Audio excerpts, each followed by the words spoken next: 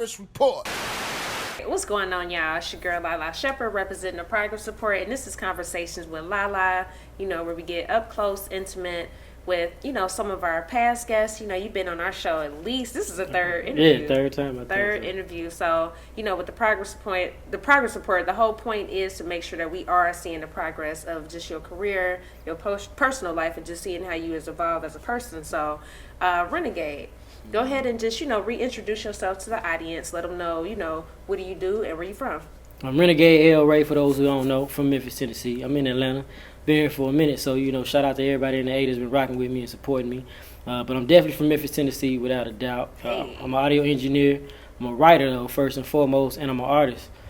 So, I do all these things and wear all these hats. Yep. Consistently. I've been doing it for a minute. So Absolutely. Absolutely. So what's a minute?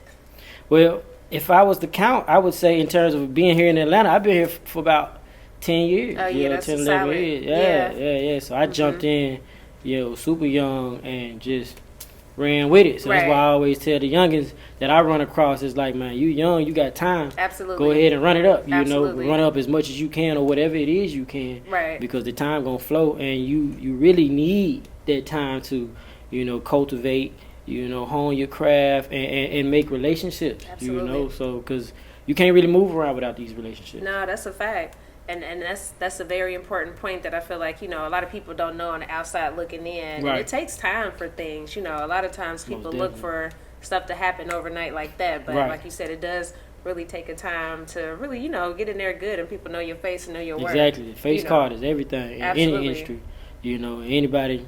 Anybody doing anything, your face card is everything. You got a horrible face card, you got a horrible name. Right. You about dead. Right. Yeah, that's a fact. So, yeah. So, getting into music, when did you discover that you really had a talent, though? Man. Versus it being a hobby or something just, fun well, to do? I would say probably in high school, really. Okay. I started rapping young, on the hobby end. And right. just, as a youth, we all go through things. So I was going through a little bit. And writing raps would help me kind of like get it out. Okay, that makes sense. Whether it be problems at home or right. what you feeling just as a youngster. Right. So just I used to write probably like 3-4 raps a day. And then it was just an exercise thing that I was just doing. Like I said, like almost on some Dear Diary. You feel me? Okay. Because I was hooping at the time. Gotcha. I was hooping and playing football. So. As time progressed, I was actually like dancing and I was doing a bunch of stuff, so I wasn't really taking rap as serious as it was. But then probably like, I don't know, about 9th grade, 10th grade, I was like, this is really what I want to do. And to be honest, I think it was 9th grade because when I heard Nas' As I Am album, I was like, yeah. Got you. This is what I'm going to do. You. So even though I continued to play sports, I even went to college playing sports, that's where my heart was at, and that's what I was doing the whole entire time. Wow. So, yeah. Interesting. So going back, thinking of the first song that you ever wrote, do you remember? Man, I don't remember the exact lyrics. Okay. But I know me and my cousin D'Angelo, we had a group called the Crazy Kids. The Crazy Kids. Yeah, the Crazy Kids, and this was like in 5th grade. Oh wow. And we used to make mixtapes.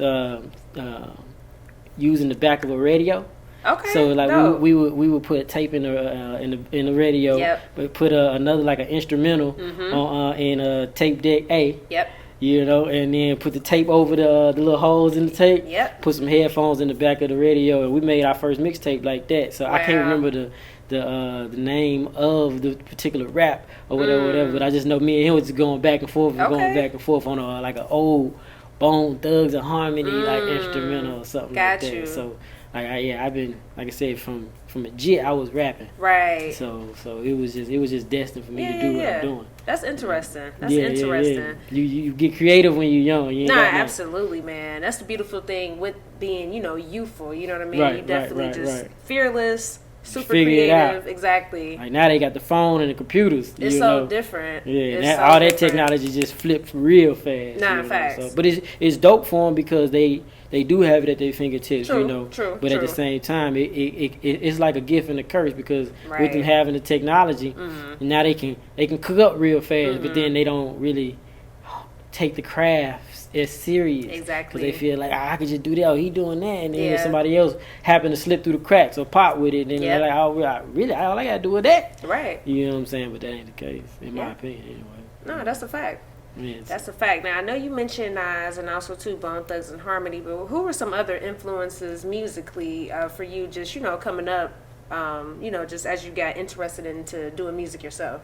Man, I was real heavy on the jiggers.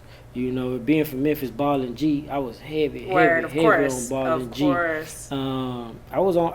I used to rock with Boo and Pat. Okay. So it was kind of dope. Fast forward to last year, I did two records with Pat. Actually. Absolutely. So but like the real spitters, which would be like your Casses, of course your Black Thoughts from the Roots Band, Common, even though his demeanor, or should I say his rapping style, is different. I was real heavy on Noriega. Okay. It was just his vibe. He was like one of the first like, we don't give a fuck type people. You know what I'm saying? So I rock with him for that. But like I said, the Jiggers and the Eminems and Black Thought. I was real heavy. Yeah. Really made me like step my pen game up every day. Okay. I used to listen to DMX a lot. He was one of the people that showed you what hard was. Facts. So it was really just the game itself, that just kind of inspired me. I took pieces of everybody, to show me, what it was supposed to be like. Your storytelling, that you might have got from a 3 Stacks or from a Slick Rick. Facts. You know what I'm saying? Like, people be sleeping like Slick Rick wasn't one of the original storytellers, Absolutely. So I came up on everybody, and then my brother kind of made me, he kind of made me do my research. You know what I'm saying? So like, this is this, but what about this or what about that? I didn't know about it. So he really put me on it. Gotcha. You know what I'm saying? Because I probably wouldn't have even heard Nas as I am if I wasn't stealing from my big brother. Right. You know what I'm saying? So that sounds about right. Yeah, that's how it goes. Yeah. That's how it goes. The older siblings, they really play a real part on what you end up making of yourself. Facts.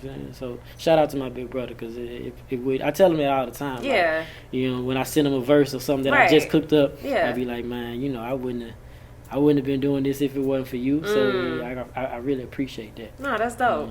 Earlier you brought up 3 Stacks. It's just somebody that you listen to, and we're actually in, Stankonia Studios, man. Shout out to the big brothers. Absolutely, man. This is a landmark of Atlanta history. It is. And I think, when you live in Atlanta, I'm not going to say we take things for granted, but we kind of do. It's just it's so normal to us. But whenever I bring people in town, and I appreciate you so much, I'm always like, Renegade, can I let people see it? Because this is dope. Right. So talk about just becoming one of the, head engineers here. And also, too, just how did you build that relationship with Stankonia Studios? Because we live in Atlanta, we take it for granted because we see certain celebrities on the daily. And then being that we're actually into the industry, we see people all the time. And with me, because I actually manage the building, I see the homies all the time. So I do take it for granted, but then sometimes I sit back and watch other people's reaction. I be like, yeah, that is, the homie is like diamond. You know what I'm saying? Ain't too many people diamond. So but so it is a blessing to be able to work with the people that you actually came up, listening to. Absolutely. And how I came in on regular terms. Like, I came in as an audio engineer intern, because like I said, I am an audio engineer. That's part of my trade. And I just came up from the bottom, literally. I know a lot of people say started from the bottom, but making the food runs and all the things that interns do, from answering the phone, sitting at the front desk, and then help making other runs. It goes from, can you make this food run? Can you get this right? And then can you do this in the studio? And can you take my BMW across town and such, and can you pick this up? And then the relationship kind of builds from there as people see that you're kind of trustworthy, and then it goes from there to like, what you think about this record, and then it goes from what you think about this record to like, what you think about these records, to like, it'd be dope if you sit in the room, right. So like literally went progression. Right, all the way to where I'm about to do these couple projects. You can do these. You can be the head engineer of it. Sure. And that was actually after I had made it to a point of building manager. So it went from that to being a building manager to being head engineer. So it was a literal progression up the ladder type deal. Over time, like we said, it's a grind, and it takes time to be where you at. Because people want to know, can you handle the pressure? Absolutely. And it might seem like it ain't pressure, but it's a lot of pressure to make sure you getting people's verses right, getting people's songs right, to the point where they they don't really have that worry when they jump in the booth, or they don't really have that worry when they leave their files behind with you. You know what I'm saying? They do their session, and then everybody tired, and they just be like, yeah, I'm gonna come back and get it. Right. You know what I'm saying? Because they know you're not gonna leak it. Right. First and foremost, you're not gonna leak it. You're not gonna lose it. Get it mixed up with something else. Right. So these things are real important, and that's how I became. Head engineer, and to me it's still, when people say it, I gotta. Right. You know what I'm saying? Soak it up, because I really don't think about it like that. Of course. It's to me it's just titles, but it's an actual position, because it's a lot on my shoulders every day. Making sure that nobody tears up the sacred mothership. You know what I'm saying? Right. Everybody keeps it sacred for the most part. But we want to keep people comfortable. We one of the few studios that people can smoke out of when they work. So that's why a lot of people come through. Absolutely. Because people can relax, and then on the security end, you can't get through the door. No, facts. You get what I'm saying? A lot of times at night we leave somebody outside and go back and check with the artist. Hey, it's such and such supposed to be in your session. Because we see it all day, every day. Somebody snuck in the studio or got in the studio and blamed everybody up. You get what I'm saying? So for me, it is surreal, and it's a job. Right. Making sure that I balance it all together and still do what I need to do as an artist. Absolutely. As a writer. Absolutely. So it's a real juggle, but it's dope. It's For sure. dope. It's dope. It's a blessing. I tell myself every day, how blessed I am, because you can't take it for granted. Absolutely not. Not these blessings. No, facts. We don't punch the clock, Facts. And creative or not, it's a job, but at the same time, it's a different type of job. It's a job that you want to be doing. Right, a job that you definitely want to be doing. Yeah. But if we in the studio and ain't shit going on, like, I'm gonna go get my own food. You know what I'm saying? But if I'm stuck in a session, I can't move. Exactly. Like, you might go ahead. Exactly. You know what I'm saying? Some niggas be wanting that free labor shit, and I ain't with that. Nah, facts. Facts. I was an intern, so. Facts. Like, I ain't. That shit'll drive you crazy. No, I agree. And then trying to get the music shit going. Word. That shit, boy. Yeah, that was. No, you good. It's up to you. It's up to you. Yeah, you ain't in my way at all. Definitely up to you. Slide for him. He only 17 though, and treat him like an OG though.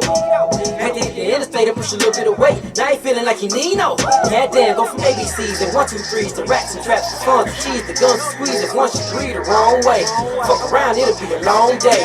They don't even play the part, they jugging too hard from day to the dark. They're spraying the cars, obeying the law, and even plugs in their memory. Has Andre 3000 ever recorded in here? Yes. I mean, that's a given. Yeah. This is their house, so he's come through several times. Of course, he's always out. Right. Always out and about in the world. And Big is always here recording. So, right. So in terms of a ratio, it's like you get what I'm saying, because he records out of his crib a lot of times, and then just on the go. For sure. But he's definitely recorded a few things here. In my time being here, and then a lot of times when he pull up, he just pull up on some regular.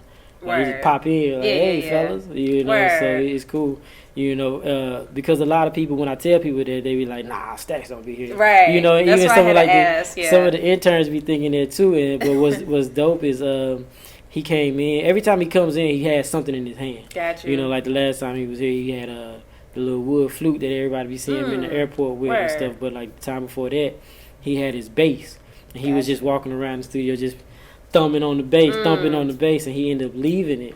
So, like I said, people thought or think that he don't never come through. He ended up popping in one day, and one of the interns asked him like, "Yo, Stacks, is that your bass in there?" And he was like, "Yeah." He's like, "Yo, can I get it?" He was like, "Sure." He just picked it up and handed it to him. Wow. So the homie just, like he out of nowhere, now you got a bass, but he told him you can't sell it. He was like, "You can't sell it." You know what I'm saying? But Got you. So I mean, but that's it's a dope moment because I be telling them like, yeah, he come through, you know. But it's like everybody wants to see Stacks, of course, you know. Of course. But he kind of likes his privacy, like to be ducked off. But yes, I understand that. He come through every so often. Okay. Best piece of advice that you ever got from Stacks or Big Boi? I never really asked Stacks for advice. I kind of just sit back and listen. Like one particular time, Dave Chappelle came through and you know, sometimes you just listen. Even with Big, I kind of just listen to what they say. Absolutely. You know, but one of the pieces of advice that I did ask Big in particular, like, how do you balance it all out? You know, because I'm going through so much, and like you said, like we were talking about balance earlier in terms of being an artist and studio manager and blah blah blah blah. And then on top of that, then now I got kids and I got a whole family. Exactly. You get what I'm saying? And trying to get that together, because that's, you can lose that trying to get the other. Like I just had a conversation last night, you know, with my girl about that. You know, about me trying to focus and still be what I need to be for everybody. You know, but the advice that Big gave me was like to literally prioritize. Once you prioritize who and what's important, everything else just falls right on in line. You get what I'm saying? So, you know, everybody's like God first. Well, I ain't gonna say everybody, but you know, it's God first, and then, you know, then your family, or you, however you see fit. Me personally, I think you and the family kind of either right neck and neck, or you know what I'm saying, maybe you first a little bit, because you gotta be right. You gotta be right to give to others. You can't give somebody an empty cup. You know what I'm saying? So you can't give out of an empty cup. Exactly. You know what I meant. But so when I asked Big, like, how do you deal with it? Because like I got my plights, I got different things going on, but then when I sit here and listen to him, and you know what I'm saying, like I be mad because my phone don't stop ringing. Like just right now as I was talking, my watch was going on. For sure. You know, but like it's like minuscule compared to what bruh dealing with. You know what I'm saying? Like he's literally somebody's always asking him for something. You know, every day, all day. So, and then, you know, whether it's a lucrative deal or whether it's an ask for, or whether it's a like, loan, or you know what I'm saying, whatever the case may be. You know, so when I noticed that, I asked him like, "Yo, how do you keep it all?" Him and Ray always taught me, you know what I'm saying, just to never break. You know what I'm saying? Never let them see you break. Absolutely. It's two different things. Absolutely. You know what I'm saying? And then the other thing is just to always prioritize. After that, it's just, you know what I'm saying? And then what I've learned through the years, especially like dealing with just really Atlanta traffic, taught me to deal with what you can deal with and don't deal with, you know what I'm saying, don't worry about what you can't. You know, because you'll be in Atlanta traffic mad, like, I'm just, you know what I'm saying? No control. And it'll just rev you up to the point where now you take that energy and pass it on to somebody else, and that's all negative energy. You know what I'm saying? So, like, after learning how to prioritize and all of this, then I started learning, you know, how to make sure I deal with what I can deal with, and what I can't, I ain't gonna worry about it. No, respect. And you know, just earlier, just talking about just, you know, working your way up to your position now. Somebody once told me, just, you know, it's opportunity. It's not always going to be a paycheck and an opportunity. You know what I mean? So you got to realize that. So, you know, that's dope of you, and I'm sure you experienced that still to this day. You know what I mean? Because sometimes it's like, because the opportunity the opportunity itself might be stronger. You know, and you gotta weigh it out. Sometimes you might feel that way, and sometimes you might not. You know, where others might feel like, well, at this point you should have took this, but you might not have been there for that. You know, I know I go through that all the time. You know, coming up as an intern, I did plenty free sessions. I'm talking about plenty free. I interned for free for 2 years. I believe you get what I'm saying? So that's on top of that. We talking about just running and on top of doing sessions, so people can get comfortable with you as an engineer and say, okay, this dude know what he's doing, So, you know, that's the opportunity that turned into a paycheck later, you know. And then even still, like you said, you probably will never get out of a position to where that won't come up. Right. You know what I'm saying? Where it's like, you know, on a, like they say, you scratch my back, I scratch yours type deal. Like it's a bigger picture here. Yeah, so for you know, sure. we're gonna rock out. Absolutely. You know, so and that's whether you link up and click up with somebody and it's like, okay, we squad, so we gonna do all this together. I got you whatever you need, blah, blah, blah, blah, whether I don't want to do it or whether whatever. You get what I'm saying? I'm gonna do it. Right. You feel me?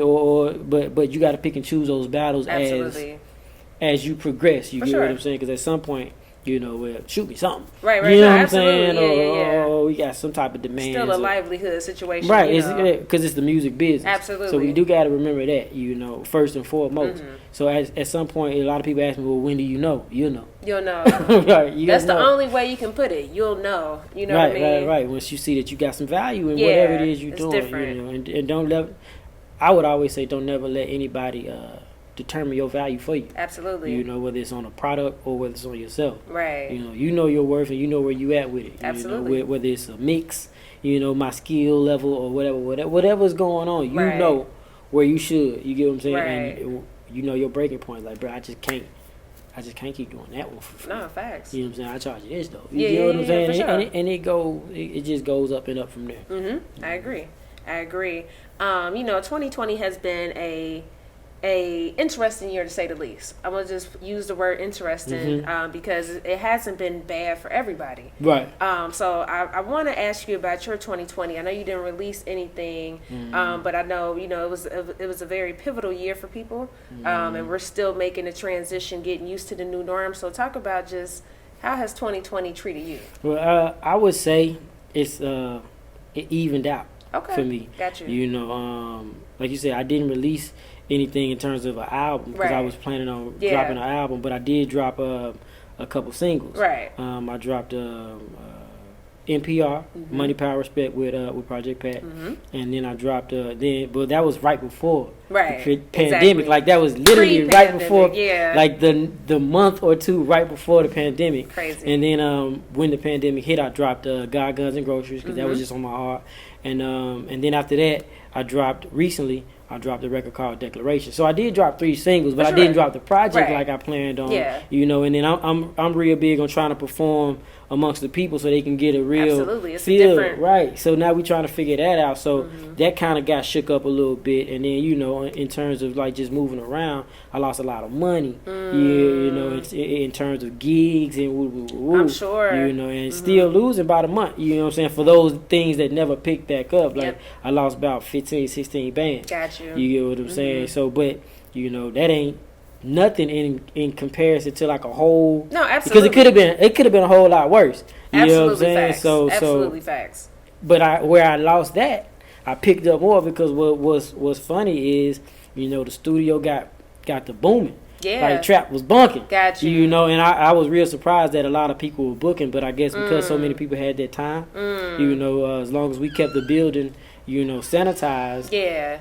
Everybody was rocking. Right. So we had a lot of bookings, and that kept everything lucrative. And then I ended up doing like some production kits and stuff like that. Got so like you. making like beat loops and different stuff for this company called Band Lab out of the UK. Okay, so I was rocking with them for a minute. They had me do a few different things, you know, and that just, like I said, that's just a blessing. It just fell in your lap, like, you know. So I did that, and rocking with like Waves, doing like different interviews with Waves, plug-ins. So shout out to them because they rock with me heavy. For sure. But it's just like different things just kept coming. Got you. So what I lost, you know, God just replaced it for me. You feel me? So it was a blessing. That's why I say it. I checked my streaming the other day with everybody getting the rap, the rap, the Spotify rap. rap, and my numbers dropped a little bit, but it didn't really drop too heavy, and I can't really trip because where that dropped. I dropped my God, Guns, and Groceries record and the video at the same time. Shot by the homie Mike Allen, who's helping us film this. Absolutely. You know, we dropped that, and we thought it was a pretty good product, song and video wise, and we thought it was gonna get, you know, just get some good numbers. Yeah. But you know, it actually went through the roof. Word. And it's like, you know, so I can't be mad at that at all. Absolutely. Like a couple thousand, you know. Drops from my streams this year compared to last year, but that God, Guns, and Groceries video did like $50,000. You get what I'm saying? And which is nothing to a lot of people. But coming from where all I had was a couple of hundred, progress, you hear me? We talking about progress. So that just shot through the roof, and then it helped the fan base and it helped people see what I'm on. You know? Right. And I dig that. You know, I think to balance all these things definitely is commendable. And I wanted to ask you, you know, just we were talking about balance earlier. Being an artist, you know, keeping certain things for yourself, you know what I mean? And just making sure, like, I know you hear all types of music. How do you make sure that you keep certain things for yourself and just make sure certain things are renegade as opposed to, you know? I had to learn, and luckily, I didn't have to learn it the hard way. Okay. But I had to learn that, okay, if I'm cooking up, I'm going to cook up me for me. Got you. You get what I'm saying? And I'm going to cook up you for you. Got you. Okay. So that comes to just listen to a lot of music. Again, like you was just saying, because you hear a lot of music. So you hear a lot of different artists and what they own. Yeah. You know what I'm saying? Like, I'm pretty sure there's somebody out there that can mimic me or mock me. Yeah, no, you facts. get what I'm saying? Just like we can make fun of, you know, another artist and be like, oh yeah, he would have came on like this. Exactly. But when you're in tune with the music that way, you can be like, okay, Shouter coming on like this. You get what I'm saying? I know this man right here gonna come on like this. Right. You get what I'm saying? So on different hooks and things that I've written for people, is like I wrote it for that person. Gotcha. And was like, yo, hey, you should get Buddy to you feel me? And then it come through like that, and then it's like boom. So I would say the best way is just to be in tune with the music the most, and then at the same time know what you're not trying to part with. Gotcha. So, you know, what you're not trying to part with, I'm not trying to shop it. Right. You get what I'm saying? So I'm real personal with my music. As anybody that like has, like anybody in my circle will tell you, is like I only send records out to a certain amount of people. I only play records for certain people. Right. You get what I'm saying? Because people will want to either take your record or you get what I'm saying, or they just want to soak up the vibe. And it ain't no disrespect on there because they like it. Of so course. And that's cool. But it's just like as a writer, when I'm writing, it's like let me cook you a batch and let me cook me a batch and let me keep my batch over here. Exactly. You get what I'm saying? So that, in my opinion, that's the best way to keep it apart a little bit, because I've seen albums where it's like writers were in their bag with this particular artist as they wrote on their whole album, whatever. You hear them in the background vocals if you're talking about R&B. You know what I'm saying? And then you go back and hear their project and be like, oh, he gave him his whole swag. Right. Now he can't even really do it without it feeling like a, man. You know what I'm saying? Yeah. So I try my best to not do that to myself. Okay. Yeah. Respect. So I just cook it like I said. Respect. This your pot, this my pot. Yeah. No, that's smart. That makes sense. So in this music business, you know, one thing that I feel like gets neglected that we're not necessarily vocal about is mental health. And I think, you know, a lot of the times we all go through stuff. Like as a publicist, it's like an emotional roller coaster. You get something for your client, great. But the second that something goes wrong, it's like, damn. And it just kind of, for me, it affects my whole mood. But just talk about some tips just for staying, you know, mentally healthy and active. Man, that's a real great question, because a lot of people don't even look at it. So shout out to you. For sure. Because you always ask real good questions. You always ask real questions. For sure. You know, and that's one of them. But mental health is an issue for sure. And I know, like, as kids, we might have thought that, oh, Shouter crazy or whatever, you know. But you start realizing that, hold on, it's a lot of stress. Absolutely. You know, it's a lot of stress. For one, it's stressful because as a entertainment professional, you're an entrepreneur. Yep. So it's hard to get any business off the ground. And two, you know, just dealing with the different personalities and, you know, whether it's for the good, for the bad, all that. It's a lot on you. So to answer your question, I would say I can't direct anybody on what to do, but I can say what I did. Got you. You know what I'm saying? My best thing was to make sure I strengthened my relationship with God. And that don't mean I'm a preacher. That don't mean I'm perfect, because I'm horrible. I got you. Know what I'm saying? In certain ways. Yeah, no, for sure. We're human. Right. I'm human to the T. So I got a lot of bad, you know, about me. But how I try to balance it out is, you know, keep my intentions pure. Absolutely. You know, be upfront with people, that type of stuff. You get what I'm saying? As much as possible, and not hold on to stuff that's gonna make me dark. make my soul dark. You get what I'm That's saying? a good one. So that's all part of, and these are things that I'm learning. Oh, yeah. You know what I'm saying? That I'm learning, and I'm practicing, and trying to. It's a process, man. Yeah, trying to get that right now to this day, every single day. So I had to strengthen my relationship with God and just my practice in being a good person. You know, and then sometimes you got to know when to just step away. More than anything, you got to know when to step away. So it's like every day I wake up, I'm turning on a beat and I'm working on a verse or a hook or something to get ready to drop. You get what I'm saying? Something for somebody. And sometimes I have to take a break because after it's like you feel like a machine. It's like, okay, I dropped this, now I gotta do this. Drop this, now I gotta do this. Okay, I cooked up something for him, now I gotta do this. Okay, you get what I'm saying? And I literally got a couple verses that I gotta do now that I haven't done, and it's not because I don't want to do them. It's just that I needed a break real quick after, like, you know, I just finished up my third project. Because we was talking about stuff that didn't drop. I just finished up my third project and the verses for that, and I'm going into another situation with one of the homies, my homie KG. We doing something, so it's just like I had to take a break real quick the last 2 weeks because it get too much. And you know when it's time for that break. You'll know it'll just be like, you know what, you'll feel it. Right, you'll feel it. So taking breaks, and then another thing is like know when to say no. Absolutely. You know what I'm saying? I just had a conversation with an older lady, Mm. and she was saying that it takes you a while to learn when to say no. You know what I'm saying, about certain things, because it's just like, you know, and maybe the no ain't a no.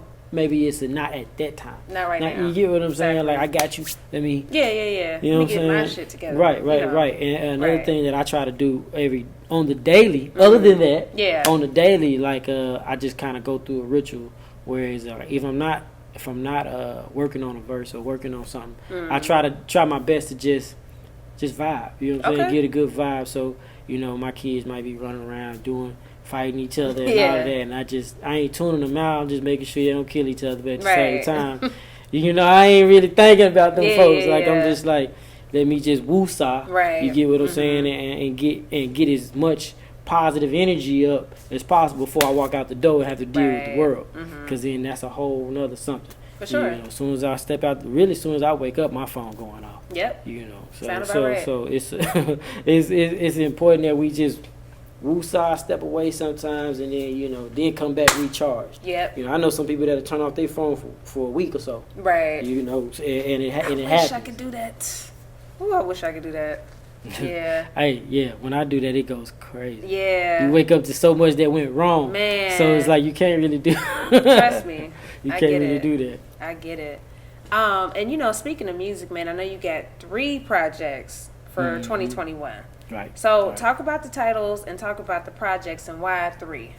Well, it really just became 3 because I just keep working. Got you. You know, it wasn't that I set out to. I'm gonna do 3 projects. Okay. You know what I'm saying? It's like I just never stopped working, and then over time of this not dropping when I thought it was, and this not dropping when I thought it was, I just never stopped working. You get what I'm saying? So as I get better, and then some of my homies would be like, "Well, why don't you just compile it all and just make one project?" And I'd be like, that's cool, and that might be dope. That might be like a crazy project, just the fact that it's all of the best of the best. But I really want the people to see my progress. Got you. Mentally, because it's all coming straight from me, and then, you get what I'm saying. So Absolutely. it's like as I get this song out, as I get this project out, it's like a purge for my soul. Right. You get what I'm saying, and I got that off my chest or whatever. So in terms of the titles, I got Levitate that's about to drop. Levitate is produced mainly by the homie D Ecstasy, and it's really just about, you know, mental. You know, once you get to a certain point of mental strength, then it's like, you know, you're stronger, and it feels like you start to levitate. You get to move things. Once you move things with your mind, then everything else kind of changes. Absolutely. You know, so then after that, I got All Is Not Enough. You know, that's kind of produced by a myriad of different producers that I rock with. And then after that, I got a project called Sensai that's produced mainly by the homie Brilliant Mac. So, you know, I got a couple records with him on, some previous right. things. Yeah. So it just happened to be 3. And like I Okay. said, after that, I got another something that I'm working on with one of the homies, Okay. while dropping other records with other people. Got you. Rocking with the homie DC the Cause, with Live Free. Okay. So I'm rocking with a lot of people, and it might be different producers, different people that I know that might bring me a beat and be like, oh yeah, that's dope. Nah, facts. Like the homie Godbody, he does a lot, Okay. of camera work and different stuff. But a lot of people don't know he's a dope producer, so he get to chopping up some stuff. And if he drops something in my lap, that's dope. Hey. For we done did a record. Nah, you know what I'm saying? So then that might lead to a record with somebody else, or maybe even a project with somebody else. Right. So I just kind of go with the flow a little bit. Right. So that's how it go. And for people that might not know you for your music, and might just know you for one different facet of the many things that you do, tell them, why should they check you out? More than anything, I think it's honest. It's honest music, and it's an open perspective. A lot of people wonder, what am I on? Is he a trapper? Is it like I'm on some of everything? I'm not trapping. Yeah. Because that just ain't what I'm doing. So I'd be foolish to be on that. You get what I'm saying? But I done touched everything. Right. I done touched pretty much everything. So when you listen to my music, that's what you're gonna get. And that's why I say it more than anything, it's an honest perspective of everything. I'm from Memphis, Tennessee, where I don't know anybody who ain't sold dope. You get what I'm saying? Yeah. And that's everybody that done got degrees. I know people that done went to law school. You done did something. Facts. You get what I'm saying? And it's not because it's just like we just want to be selling dope. It's just like sometimes that's what's available. That's what's available. I need these books right now. Yep. You get what I'm saying? Like business books ain't cheap. Definitely You feel me? not. The whole package. School ain't cheap. You hear me? Like you looking at probably like $300 in one class, maybe in books, Right, and I then was gonna say the for little one homework. book. Yeah, you got facts. the book and then the homework Yep. kit. You Yep. feel me? So then you got 300 here, you got 300 there. So I gotta finesse something. You get what I'm saying? So in my music, you get stuff like that, and you get that type of perspective. From somebody over here and somebody over here, because I'm all of that. Like a lot of rappers, they be like, well, somebody might ask them, well, how can you rap about this and then go over here and try to lead this march? And well, you know what I'm saying? It's just like, brother, it just happened to be what I'm on. Yeah. You get what I'm saying? Not that I'm trying to be something Right, else. It's absolutely. just that, I took a stand on this, and I took, you get what I'm saying? But at the Exactly. same time, this is what I was on. So in my music, that's what you can expect, and I think that's why you should check it out. I talk about the grind 100%, because that's what I'm made of. You know what I'm saying? Made of just hustle. Absolutely. You know what I'm saying? I make hustle music. I make motivation music. Yeah. You know what I'm saying? Get up off your ass and go get it. Damn Because right. ain't nobody gonna get it to you. And that's just where we at. That's just where I'm at with it on everything. And you literally get to see my progress throughout every single project, whether it be mixtapes or albums. You know what I'm saying? Check it out, tune in, and you gonna see exactly where I was at when I dropped it. No, absolutely. Absolutely, and that's true, man. I think, as humans, we got so many facets of us, so we can't just be one-dimensional. Right, and people want to stick you in a box for something. No, they definitely do. They definitely do. It's definitely interesting when people do that. And, my final question, you've answered this for me before, but I always like to ask all my guests to define the word progress. So what does the word progress mean to you now? The end of 2020, going into 2021, what does the word progress mean to Renegade? Blessings unfolded. Let's say that. You know what I'm saying? Because you set out to do something, you shot it out like, this is what I'm going to do. You get what I'm saying? And then to see it come to fruition, and I made that leap, or I hit that, that milestone. Yep. That's progress. Absolutely. That's progress. So you can't be mad at it, whether it was a huge leap or a small step, but it was a solid something. You get what I'm saying? That I can move on from and build from. I don't have to be here no more. Right. I'm here. You get what I'm saying? And that's progress. You can't beat progress. No, that's a fact. Can't knock progress either. Yep. Shout out to you. Hey, man. Shout out to Lalaa Shepard. Definitely. You get me? Shout out to the Progress Report. Shout out to Britt.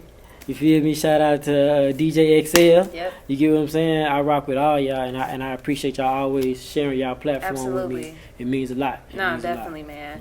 This is what it's about, just connecting those dots, and you've been real supportive of us as well, and also the Coalition DJs. So, Most this definitely is shout out nothing we Coalition pulling up DJs. every time. But this is the Progress Report, y'all. We out. Wednesday at 9, tune in every time. We don't do no cap, report only facts. Progress Report, we got the news, no interviews, we got the stats, keep it a rack, don't join the pack.